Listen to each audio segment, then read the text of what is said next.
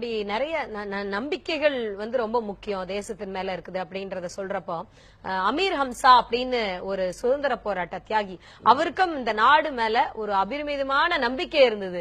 அதனாலதான் அவருடைய குடும்பத்தை பத்தி எந்தவித சிந்தனையுமே இல்லாம அந்த நாட்டுக்காக நிறைய தியாகத்தை பண்ணாரு.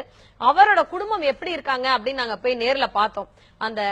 அது தொடர்பான ஒரு பதிவை பார்த்துட்டு நம்ம தொடர்ந்து பேசலாம். அமீர் ஹம்சா அப்படிங்கிற ஒரு சுதந்திர போராட்ட தியாகி.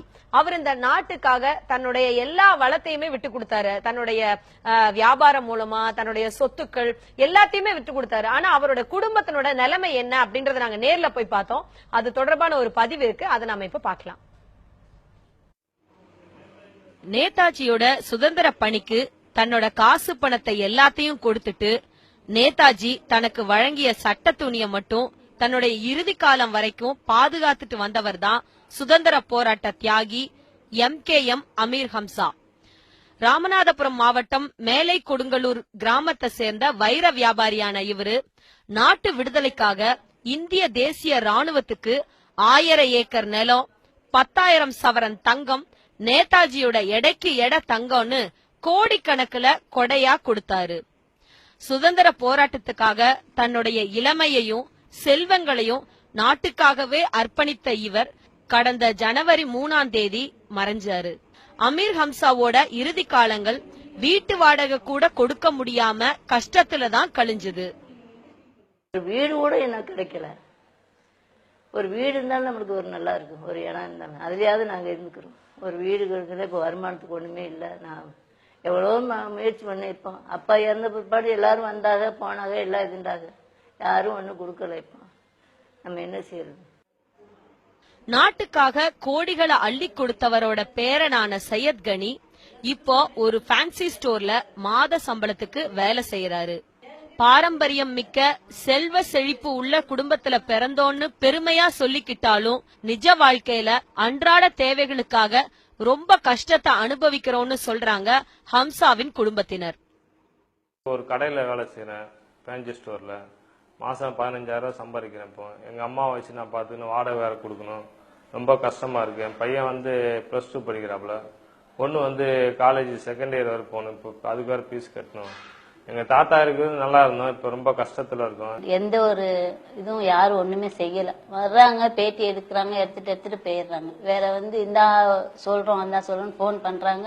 அதோட யாருமே இது வரைக்கும் எந்த ஒரு உதவியும் யாருமே செய்யல. இது அரசாங்கமும் செய்யல, யாருமே செய்யல. இவ்வளவு தியாகம் பண்ண எங்களுக்காக யார் எந்த ஒரு அரசாங்கம் ஒண்ணுமே பண்ணல. என்ன செஞ்சாங்க? ஹம்சாவின் குடும்பம் வறுமையில சிக்கி தவிச்சப்போ இந்திய அரசோ தமிழக அரசோ எந்த உதவியும் செய்யல.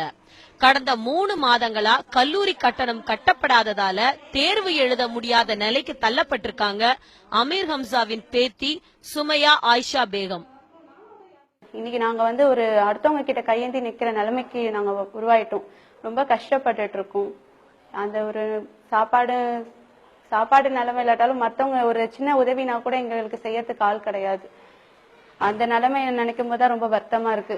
இன்னைக்கு வாடகை வீட்டுல இருக்கோம், ரொம்ப கஷ்டப்படுறோம். ஒரு நல்ல ஒரு சொந்தமா ஒரு தள்ளு வண்டி வணிக்க கூட எங்ககிட்ட ஒரு வருமானம் கிடையாது. எங்களை விட இந்த நாட்டை ரொம்ப நேசிச்சாரு.